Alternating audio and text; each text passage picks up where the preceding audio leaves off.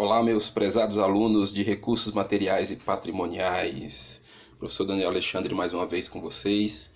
E hoje nós vamos encerrar o nosso conteúdo e logo após que você receber esse vídeo, que você receber aí no grupo do WhatsApp, você já pode mandar as atividades para mim. Bora lá? Então hoje nós vamos falar um pouquinho sobre tipos de materiais. Então nós temos alguns tipos de materiais. O primeiro deles se chama materiais auxiliares. O que são materiais auxiliares? Eles não fazem parte do produto final, auxiliam nos processos, eles são chamados também de improdutivos ou produtos não materiais não produtivos ou indiretos. Então, tanto posso chamar eles de materiais improdutivos, ou não produtivos, ou indiretos. Um exemplo que eu coloquei aqui são os materiais de escritório. Então, eles não fazem parte do produto final, eles auxiliam ali no processo, né? São os materiais que você vai utilizar para poder fazer as suas tarefas, para poder ajudar vocês num processo de produção, mas eles não fazem parte do produto final. O material que faz parte do produto final, ele vai ficar no produto e ele vai ser entregue ao cliente. Então esses são os materiais que fazem parte do produto final. Mas nesse caso aqui, nós estamos falando de materiais auxiliares, que eles não fazem parte do produto final e eles vão auxiliar nos processos. Os outros materiais, ou outro tipo de material, é o material que a gente chama de matéria-prima. É o que faz parte do produto final, inclui inclusive embalagens e etiquetas. São chamados diretos ou produtivos. Eu gosto sempre de dar o exemplo da farinha. A farinha é uma matéria-prima. Então, com a farinha, numa padaria, você vai fazer vários tipos de produtos ali, né? Desde bolos de casamento até o pão francês. Então, a farinha eu posso chamar de matéria-prima. Ela vai fazer parte do produto final. E o que faz parte do produto final também na padaria? Aí é a embalagem do pão, é a embalagem do bolo, é aquele enfeito que é colocado em cima, aquele enfeite, né? Que é colocado em cima do bolo. Que mais? E assim por diante. Então, são os materiais que são considerados matérias-primas ou matéria-prima. É um tipo de material. O outro tipo de material que nós temos aqui são os produtos em processo. Então, são os materiais utilizados nos produtos em processo. Então, que produtos são esses? São aqueles produtos que estão no processo de transformação. Então, ele fica ali, por exemplo, aqui está numa fábrica, né? Então, está numa fábrica ali, está passando o produto, esse produto ele está num processo de transformação, por isso que ele é chamado de produto em processo. E por último, nós temos o produto acabado, que é o produto pronto, que é o produto que é vendido, que é o produto que é entregue ao cliente. Nós temos aqui a medida de desempenho. Como é que eu vou medir o desempenho? Um exemplo aqui de medida de desempenho é o quê? É o material certo, na quantidade certa, na hora certa. Então isso aqui são exemplos de como que eu posso medir o meu desempenho. Eu estou usando o material certo? A quantidade que está sendo produzida é a quantidade certa? Está sendo feita na hora certa? E aí eu posso medir ali o meu desempenho, que cada empresa vai ter a sua forma de medir o desempenho, ou de mensurar o seu desempenho, seja por meio de observação, de relatórios, de softwares, e em alguma maneira ela vai utilizar para poder medir o desempenho dela. E nós temos os indicadores aqui de gestão de materiais. Indicador, o que é o indicador? Indicador é aquele tópico, vamos dizer assim, ou aquela informação que eu vou preencher em um relatório, por exemplo. E eu coloquei uns exemplos aqui. Quantos erros eu tive no dia? Então, naquele campo ali de erros, quantos erros eu tive no dia? Isso vai ser um indicador.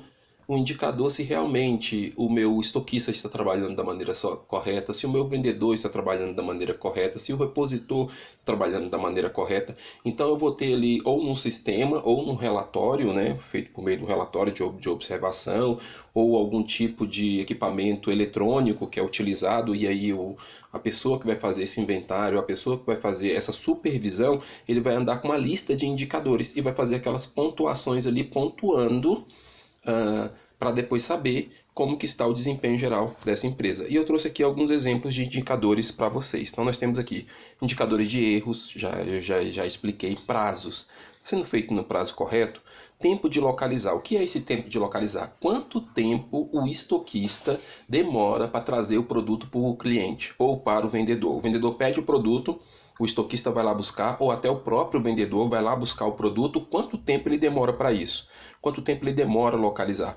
Geralmente demora-se localizar, às vezes é o colaborador que tem pouco tempo de empresa, então realmente ele não conhece onde estão os produtos, ou às vezes os produtos estão no lugar errado, ou está com difícil acesso. Ele consegue ver o produto, mas não tem o equipamento correto para pegar. Por exemplo, uma escada, aí a escada está do outro lado da loja, alguma coisa assim do tipo, e isso causa um pouco de transtorno para o cliente e para todo mundo, né? As perdas. Então, tem produto quebrado dentro da empresa? Quanto de produto quebrado tem? Quanto de produto perdido?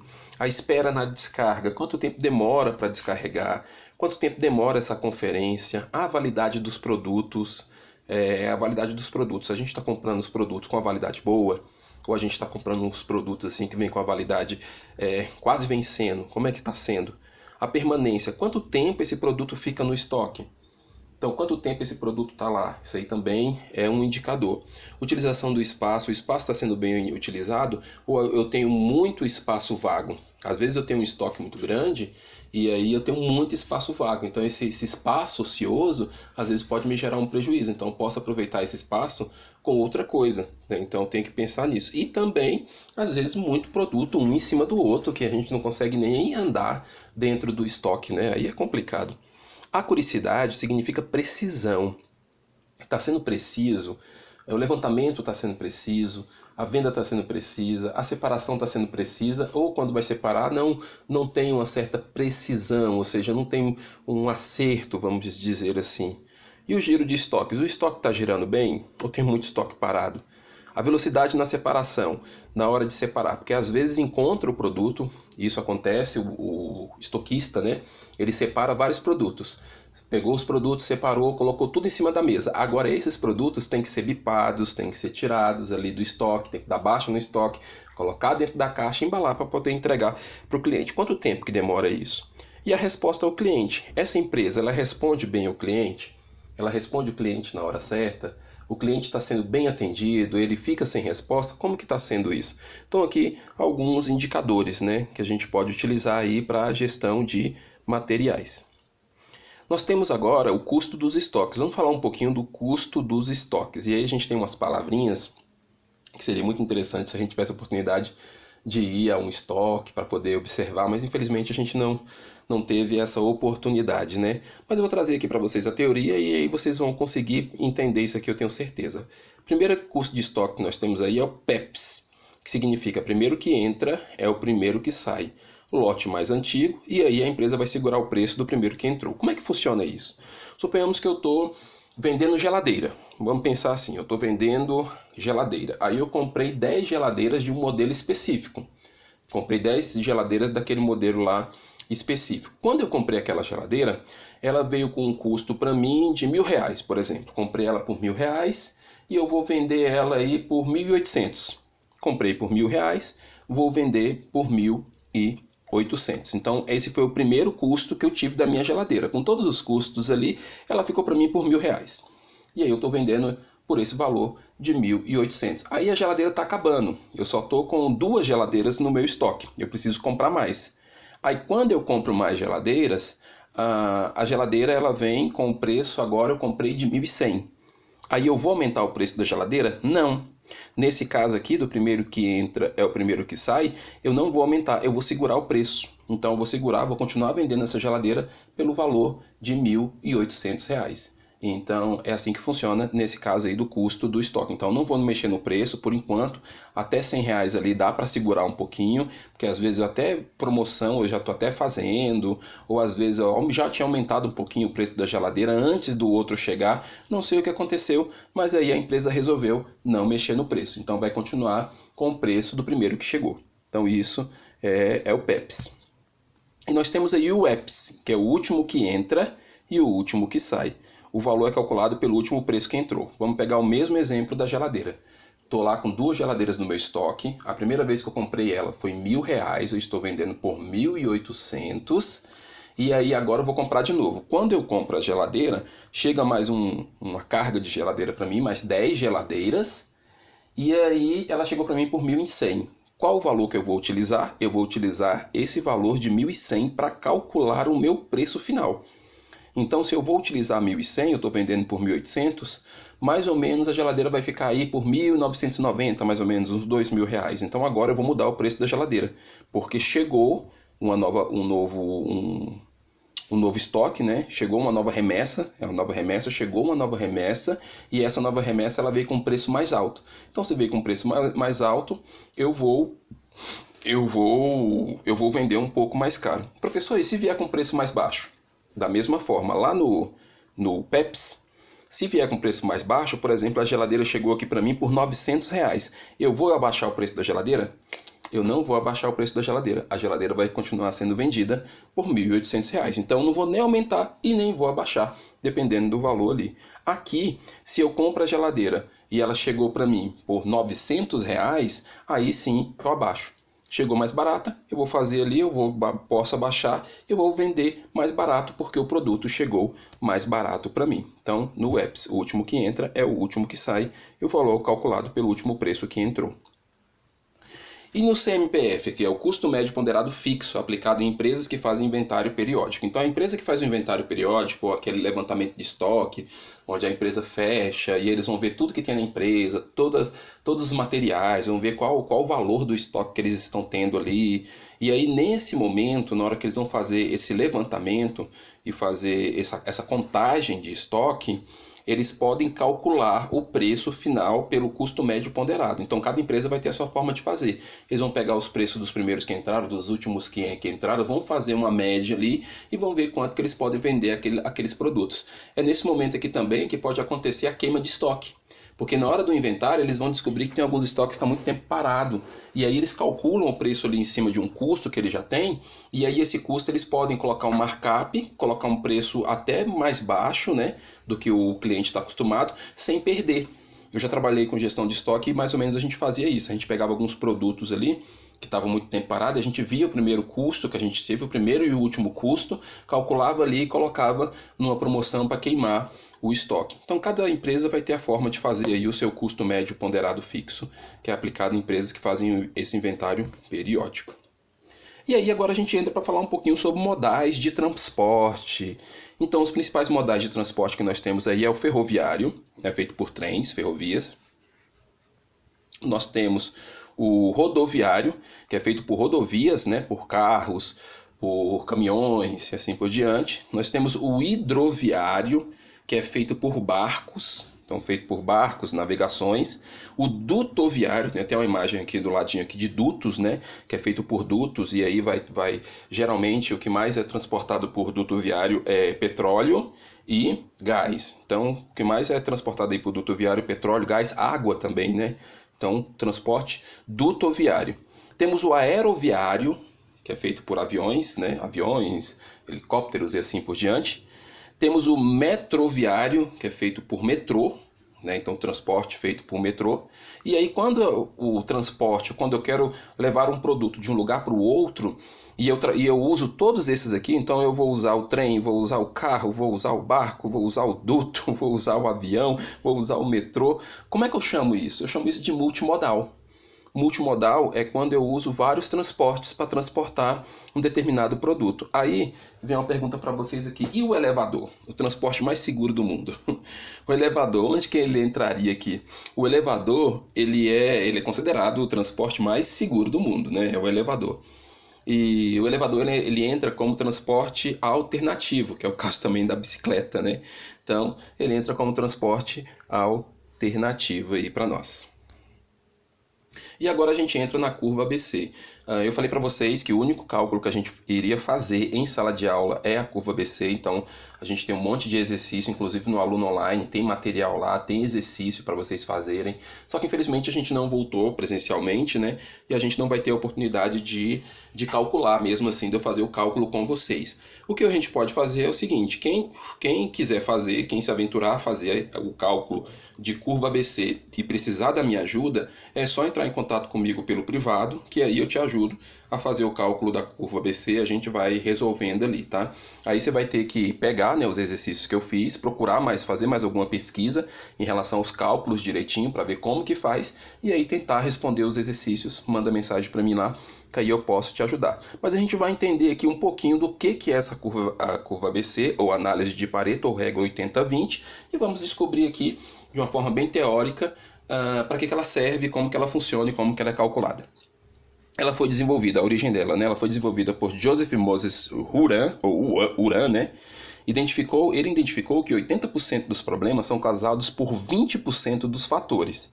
Então ele falou o seguinte, é como se fosse assim, eu tô com 10 problemas aqui, tô com 10 problemas. 80%, 8 problemas desses são causados por 2 pessoas, mais ou menos assim. E o nome é uma homenagem ao economista Vilfredo Pareto, que observou que 80% da riqueza da Itália estava com 20% da população. Então, esse economista, ele fez uma pesquisa e ele viu isso, que 80% da riqueza da Itália estava retida em 20% da população na Itália. E isso dá para comparar com outros países, até de maneira mundial. A gente vê que o montante de riqueza, ele fica retido sim numa parcela bem pequena. No Brasil, por exemplo, existe essa vontade, né, esse desejo, esse sonho, né, de pertencer à classe A, mas a classe A é uma parcela muito pequena da população em relação à porcentagem. A maioria da população chega a ser mais de 50% ou 60% da população está aí entre a classe C e D. Então elas vão circular. Agora a classe B e classe A, eles estão realmente dentro dessa linha aí de 20%, até menos disso. Como é que funciona então? A curva ABC recebeu este nome por causa da forma da aplicação. E são classificados, eles são classificados, tá? Tá qualificados aqui. Depois eu corrijo isso, tá? E deu um errinho aqui, escondeu a letra A, mas eles são classificados, tá? Classificados em A, B e C. Como é que funciona isso? Como é que é essa classificação? Os produtos A, eles têm aqui esse maisinho e esse menos. A gente vai ler essa tabela desse jeito aqui, ó. A, B, C. Grau de importância, grau de quantidade, o valor, a quantidade em porcentagem e o valor em porcentagem ali. Então, vamos ver aqui. Os produtos A, eles são mais importantes, eles têm uma quantidade menor, tá vendo esse menos aqui de quantidade? Então, eles têm uma quantidade menor e o valor deles é maior. Então, a quantidade em porcentagem dos produtos A é 20%. Já o valor em porcentagem dos produtos A é 80%. Então, 80% do valor da minha empresa em relação a produto está 80% em cima desses produtos A, que são os produtos mais caros. Como eu dei o exemplo aqui, por exemplo, dependendo de uma loja, nós temos aí os televisores, os computadores, os refrigeradores. Então são os produtos que são mais caros, pensando aqui no exemplo de hipermercado. Então esses produtos, eles são os produtos mais caros. E aí acaba tendo os maiores valores ali, né? Os produtos da classe B, eles são mais ou menos. Então eles estão mais ou menos na média, né? Média de importância, média de quantidade, média de valor. E em quantidade e porcentagem, eles ficam em torno de 30% da quantidade total. Em relação ao valor, eles ficam aí em 15% do valor total. Já os produtos C, eles têm menos importância, porque assim, eles podem faltar. Então o produto C não é aquele produto assim que não pode faltar na minha empresa. Se faltar, eu consigo comprar, não tem essa questão de ficar tão preocupado. Então eles têm uma menor importância, mas eles têm que ter na empresa. Eles têm que ter. Quando eu digo que pode faltar, é interessante que não falte, mas se faltar não vai dar tanto prejuízo para mim assim, porque dá tempo de eu repor ele ali e aí eu não preciso ter tanta preocupação com ele. A quantidade dele, ele tem uma quantidade bem maior. Então, assim, são os produtos que eu tenho grande quantidade. Então, os produtos da linha C, ou da classe C, ou da curva, da parte C, é um produto, pelo fato de eu ter muita quantidade deles, às vezes tem até produto que dá para substituir. Por exemplo, eu não tenho um biscoito X, por exemplo, lá um biscoito de uma marca X, mas eu tenho o biscoito no mesmo formato de outra marca, e aí dá para substituir aquilo ali, dá para eu trabalhar em cima disso. A quantidade dele é bem maior e o valor dele são valores menores. Então a quantidade dos produtos C chega a ser 50% Então 50%, seja, metade da empresa, metade do estoque da empresa, ele está no produto C, em relação à quantidade. Em relação ao valor, como é produto em grande quantidade e o custo é menor, eles chegam a ser 5% do valor total. Então é assim que funciona essa classificação da curva ABC. Por que curva ABC? Porque quando faz o gráfico, ele faz isso aqui, ó. Presta atenção nesse gráfico aqui. Olha, nós temos o produto A. O produto A está aqui bem no iniciozinho, né? 20% ali. Então, assim, ele tem 20% ali da quantidade dele, né? E representa 80% do valor total. Aí eu tenho o produto B, que aí vem a soma, tá? Então, o produto B, ele não tem 30%. Então ele tem 30% ali, quando eu somo com 20 dá 50. E aí ele vai representando aqui, ó, em torno de 95% de todo o meu custo, E por fim eu tenho o produto C. Quando soma com o produto C dá 100% aqui embaixo e dá 100% lá em cima. Vamos ler essa explicação aqui do lado. Ó. Grupo A, 20% dos itens representam 80% da receita. Grupo B, 30% dos itens representam 15% da receita. E grupo C, 50% dos itens representam 5% da receita. Vamos ver isso na tabelinha, como é que fica? Quando é feita a tabela, essa tabela aqui você pode fazer tanto ela no Excel. Você pode, se você for fazer o exercício, você pode fazer o exercício no seu caderno, mas isso aqui é calculado em sistemas. Então nós temos os softwares de gestão de estoque, inclusive o último exercício de vocês, eu pedi para vocês procurarem, né? Tanto fazerem uma pesquisa ou numa empresa, pode até ser no supermercado. Chega num supermercado ou numa panificadora e pergunta qual tipo de programa que eles utilizam para gestão de estoque. E aí vocês coloquem ali que programa que é e manda para mim. Essa é a última atividade de vocês. Então cada empresa vai ter o seu programa de gestão de estoque. Às vezes é uma gestão de estoque online, com a segurança total. Às vezes é uma gestão de estoque feita na própria empresa com o seu próprio servidor, pelo modelo de intranet. Então cada um vai ter o seu. Quando eles calculam basicamente aqui. Eu não vou ler tudo não, tá? Pode ficar tranquilo que a gente não vai ler tudo, mas vamos ver aqui os produtos ali em cima. Olha só, queimador para lareira, quantidade 60, valor unitário 1.500. Então um queimador desse, ele tem um valor unitário de R$1.500. Então ele tem um montante aqui, ó, de R$90 mil. Então o valor total por produto. Então eu tenho um valor unitário, valor total por produto. Desse aqui eu tenho R$90 mil.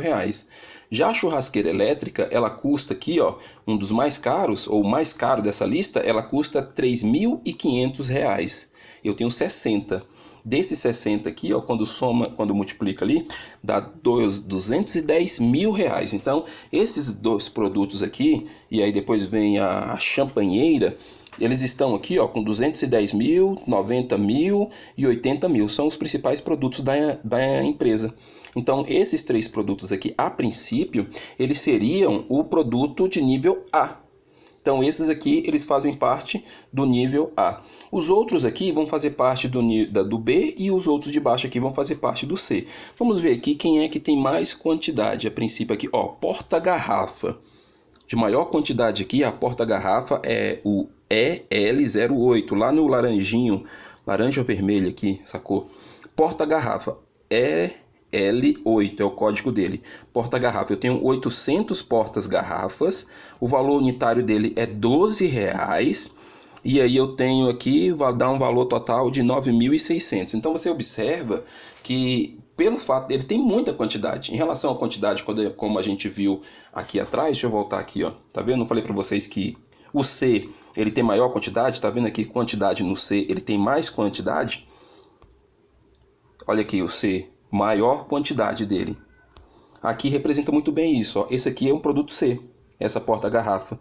Então tem aqui, ó, 800 vezes 12, 9.600. Para que serve isso? Para eu ter uma gestão de estoque melhor, para eu saber que tem determinados produtos que não podem faltar, porque se faltar esse produto, o prejuízo para mim é muito grande, porque é um produto que tem um valor agregado maior, que não pode também perder. Eu não posso me dar o luxo de perder, de ter uma perda.